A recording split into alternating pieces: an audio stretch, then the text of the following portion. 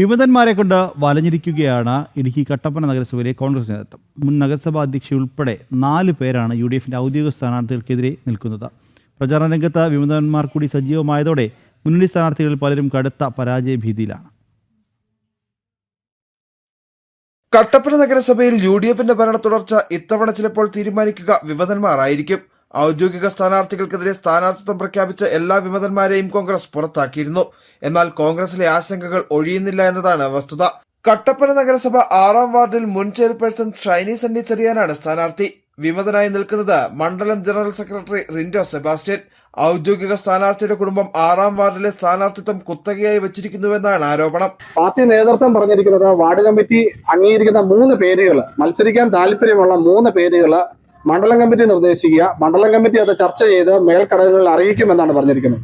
അല്ലാതെ ഒരു വാർഡിൽ കുറച്ച് ആളുകൾ പറയുകയാണ് ഇന്നയാൾ മത്സരിച്ചാലേ ഇവിടെ ജയിക്കുകയുള്ളൂ എന്ന് പറയുന്നതിനിടയിൽ ഇത് ഏകദേശം 90% UDF വോട്ടുകളുള്ള ഒരു വാർഡാണ്.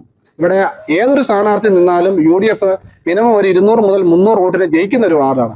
അങ്ങനെയുള്ള സ്ഥലങ്ങളിൽ പോലും നിന്ന് ജയിക്കുന്ന സ്ഥിരം സ്ഥാനാർത്ഥികൾ വീണ്ടും നിൽക്കുന്നത് പാർട്ടിയെ സംബന്ധിച്ചിടത്തോളം അത് പ്രത്യേകിച്ച് യുവജനം എന്ന നിലയിൽ നമ്മളത് അറിയിക്കേണ്ട ഉത്തരവാദിത്വം നമുക്കുണ്ട്. അതിനോടാണ് നമ്മൾ ഈ പ്രാവശ്യം മത്സരരംഗത്തേക്ക് ഇറങ്ങിയിരിക്കുന്നത്. പക്ഷേ ആശങ്കപ്പെടുന്നില്ലെന്നും പാർട്ടി നിർദ്ദേശാനുസരണമാണ് സ്ഥാനാർത്ഥിയായതെന്നും ഷൈനി സണ്ണി ചെറിയാൻ. ഒരു ആശങ്കയില്ല. ഞാൻ പറഞ്ഞില്ലേ, ഈ 5 വർഷക്കാലം എന്റെ വാർഡിൽ എന്തായിരുന്നു എന്നുള്ളത് ജനങ്ങൾ തീരുമാനിച്ചിട്ടുണ്ട്.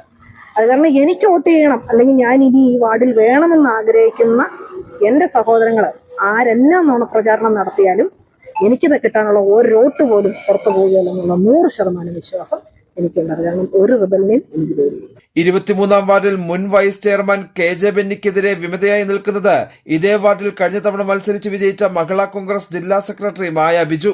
സ്ഥാനാർത്ഥി പുറത്തു നിന്നുള്ള വാർഡ് വിട്ടുള്ള സ്ഥാനാർത്ഥിയാണ് മത്സരിക്കുന്നത്. അത് തന്നെയല്ല, വാർഡ് കമ്മിറ്റിയുടെ തീരുമാനം ഞാൻ തന്നെ മതിയെന്നുള്ള ഒരു തീരുമാനമാണ് വന്നത്. അതിന്റെ ആഭിമുഖ്യത്തിൽ ജനങ്ങളോടൊപ്പം ഞാൻ ഒറ്റക്കെട്ടായിട്ട് ജനങ്ങളോടൊപ്പം ഉണ്ട്.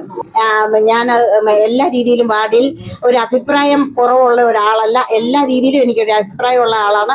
അതുകൊണ്ട് എന്തായാലും നമ്മൾ ചെയ്തു കൊടുത്ത പ്രവൃത്തിയുടെ അഭിപ്രായം അനുസരിച്ച് എന്റെ ജനങ്ങൾ എന്റെ കൂടെ നിൽക്കുമെന്ന് തന്നെ എനിക്ക് ഉറച്ച് ഞാൻ വിശ്വസിക്കുന്നു. 33-ാം വാർഡിൽ മുൻ വൈസ് ചെയർമാനായ ജോയി ആലിത്തോട്ടത്തിനുമുണ്ട് വിമതൻ.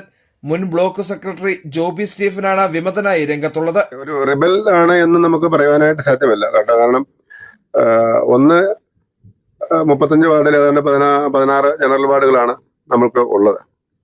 അതിൽ എല്ലാവരെയും പരിഗണിക്കുവാനായിട്ട് വളരെ പരിഗണിക്കപ്പെടേണ്ട ആൾക്കാർ വരുമ്പോൾ അതിൽ നിന്ന് ഒരു ഷോർട്ട് ലിസ്റ്റ് തയ്യാറാക്കുമ്പോഴുള്ള ഒരു പ്രതിഷേധം എന്ന നിലയിലാണ് ഞാനിത് കാണുന്നത്. ഒരു വിമത നീക്കമായിട്ട്, ഒരു ആസൂത്രിതമായ നീക്കമായിട്ട് ഞാനിതിനെ കാണുന്നില്ല.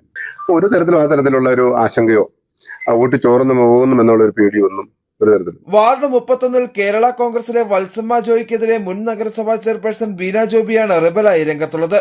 കട്ടപ്പന ടൗൺ വാർഡിൽ UDFിന് 2 സ്ഥാനാർത്ഥികളുണ്ട്. നിലവിൽ 26 അംഗങ്ങളാണ് കട്ടപ്പന നഗരസഭയിൽ UDFിനുള്ളത്. വിമതശല്യം ഭരണം പോലും നഷ്ടപ്പെടുത്തുമോ എന്ന ആശങ്കയിലാണ് കട്ടപ്പന നഗരസഭയിലെ UDF ഇപ്പോൾ. ജനം, ഇടുക്കി.